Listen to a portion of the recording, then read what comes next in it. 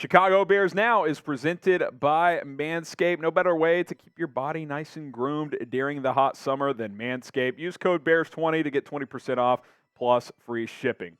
All right, let's jump right in here. I'm Harrison Graham. Yannick Ngakoue, the latest on the veteran edge rusher. He remains unsigned, and in a recent interview, he admitted, I don't really know why that is the case. Here's what he had to say on the Jim Rome show. He said, I'm not sure when asked about not being signed. That's a question not for me. It's a question for whoever makes those decisions. Talking about his agent and teams, obviously. The only thing I can control is staying in shape, being in the best shape I've been in my whole career, and being a force when I touch the field again.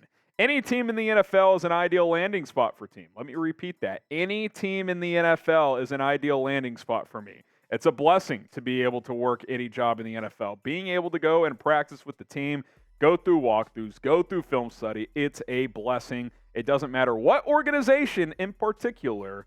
Again, it doesn't matter what organization in particular, any team, he says. And look, his tune has changed in the last month and a half, right?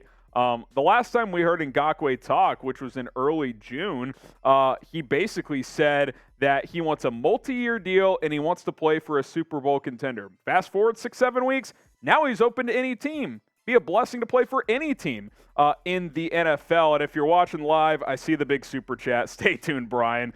Shout out to you. But open to any team, like the Chicago Bears, perhaps, Yannick Ngakoue. Now, it's hard to know for sure if he still wants a multi-year deal, but you got to wonder, could Ryan Poles' patience pay off here? Wait. See if that price tag goes down. Maybe he's willing to reduce from 1 to 2 years Ngakoue and his camp. So, listen, it's interesting. I'm excited to see how this plays out. And if you can get Yannick Ngakoue at a reduced price of all things, that would be tremendous for a team that still needs a veteran pass rusher like himself. Now, do you trust Ryan Poles as the Bears GM? This will be the pinned comment on today's show. So if you get hit with that YouTube ad break, type D for trust or type D for don't.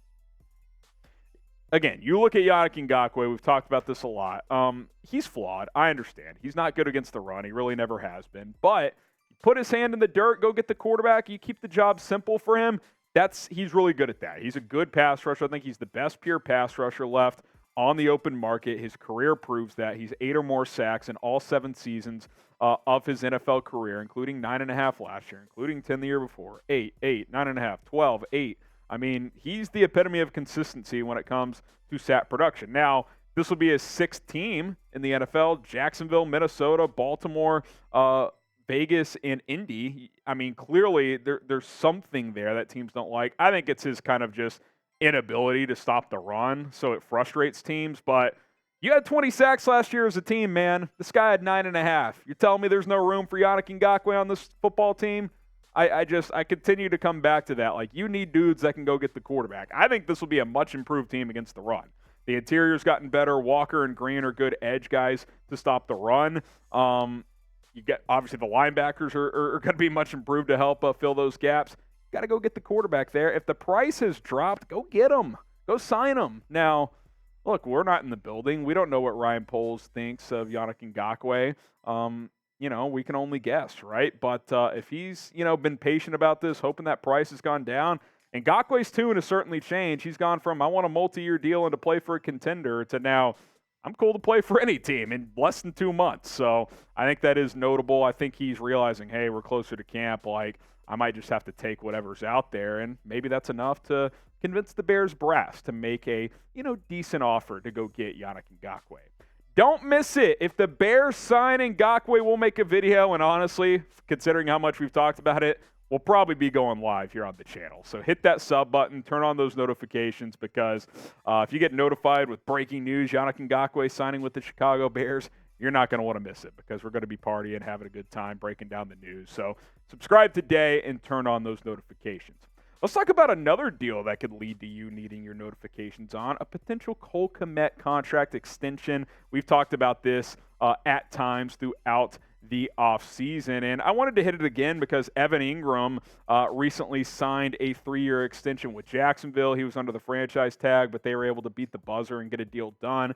He got 3 years, $41.25 million, 24 of which was guaranteed, average of $13.75 million, which Look, that's a lot of money. The Giants kind of just let him go the year before. He's coming off a career year with Jacksonville, but it's very interesting. And what's also interesting is when you compare Cole Kmet and Evan Engram over the past 2 seasons, it's pretty mind-bogglingly close. So how could that impact what Kmet's deal could be? We'll explore that in a moment. But first, I want to talk about today's sponsor. That is Manscaped. And ladies and gentlemen, it is time to unleash the beach beast within you. This summer, Manscaped is here to help you level up your beach game with the new Beard Hedger Pro Kit. I'm actually going to go out on a lake this weekend, little weekend trip, and might give myself a little trim with the Beard Hedger. And once you do that, you're going to be facing your facial hair fantasies. The Beard Hedger is a game changer. It allows you to shape your beard like a true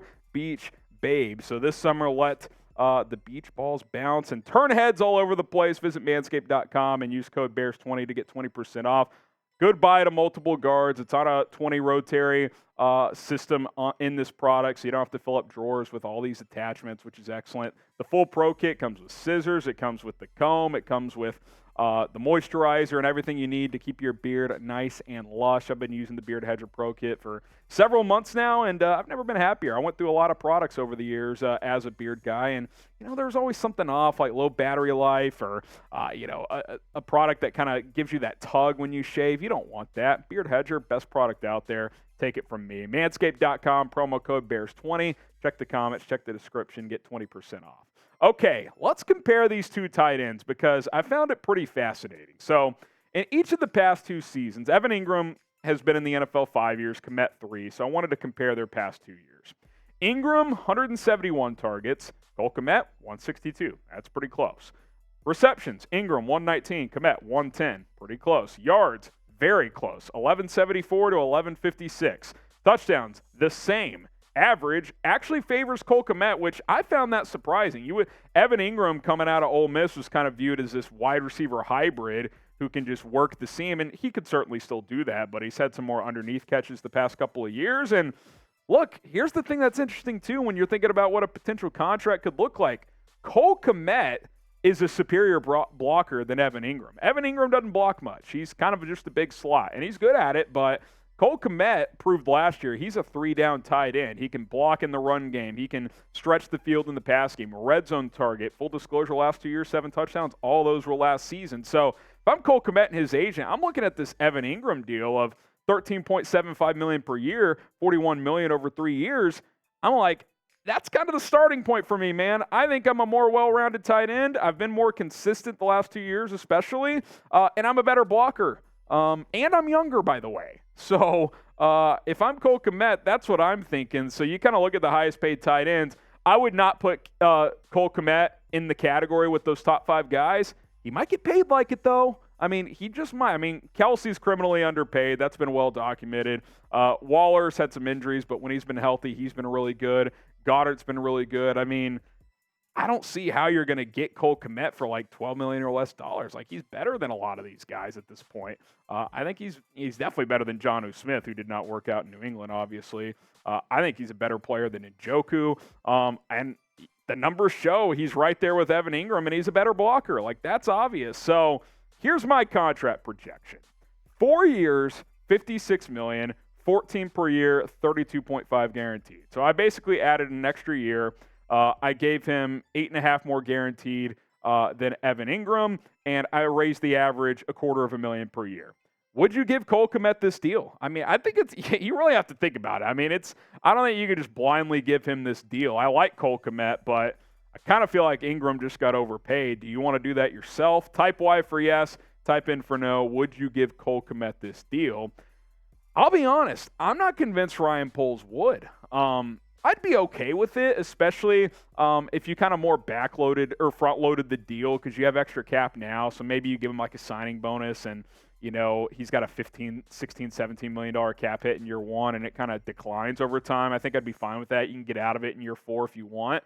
But I don't know, man. It's going to be really interesting. We know Ryan Poles is a tough negotiator, so I'd be fascinated to see how he views that market for him. But, again, from Kmet and his camp standpoint, I'm looking at that Engram deal, and I'm like, I get that at least. Otherwise, I'll take my chances in free agency. So Going to be fascinating to see how it plays out. If he gets a new deal before training camp or at least before week 1, they might just let this year play out and see how it goes.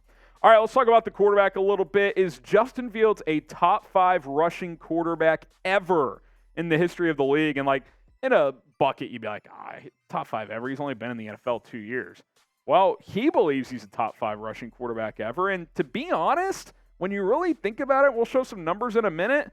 It's not like there's been a lot of dudes in NFL history that can do what he proved he can last year. Like, this was Justin Fields' list when he was asked in an interview. No order in particular, but he mentioned Cam Newton, Michael Vick, obviously, Lamar Jackson, himself, and Steve Young. It's not a bad list, number 1. I think Vic and Lamar are like the 2 guys you really think of. I think Cam deserves that because especially in the red zone, he was such a stud as a runner. Steve Young was criminally underrated as a mobile quarterback, kind of one of the true first dual threat guys. But just look at what Fields did last year. I know he hasn't been around, been doing this for 5 years, but he set the NFL record for most rushing yards in a game with 178, broke Michael Vick's record. Second most rushing yards in a season with 1143, which, had he not sat out Week 18, good chance he breaks Lamar Jackson's 1206. He rushed for 67 first downs. So what that means is on 67 different occasions after the ball was snapped, the play resulted in a first down to him running. That's a lot of first downs just with him running the ball, man. Led the NFL in that category. 8 rushing touchdowns, a lot. 10 games of 50 or more rushing yards, and a lot of those were 80-plus, including, I think, 3 over 100. Here's the reality, man. With how good this dude is as a running quarterback, and I've put this on record, I'll say it again here. Justin Fields right now is the best running quarterback in the NFL. He surpassed Lamar last year. He's way faster than Jalen Hurts. They're great running quarterbacks, but Fields does it with speed and power. The guy ran for almost 1,200 yards last year, and they didn't even implement that until like week 6. If this passing offense just becomes average, it's going to be hard to stop this guy. It really is. I don't even need him to be, Josh Allen throwing the football or one of these dudes. He is so dynamic as a runner that if he can be the 14th best passing quarterback in the NFL, it's going to be hard-pressed to stop this guy. It really is. Now, will Justin Fields get there as a passer? That's what we're all waiting on. Type 1 for yes, type 2 for no. He's got the tools. He's got the ability. We've seen it. We've seen flashes of it. In college, he wasn't even really that much of a runner. I think he ran for 400 yards his last year at Ohio State. So we know he can do it. The pieces are around him now. It's time to go out there and prove it if you are Justin Fields. Appreciate everybody for tuning in to today's Bears News and Rumors segment. If you want more content on the daily, hit that subscribe button.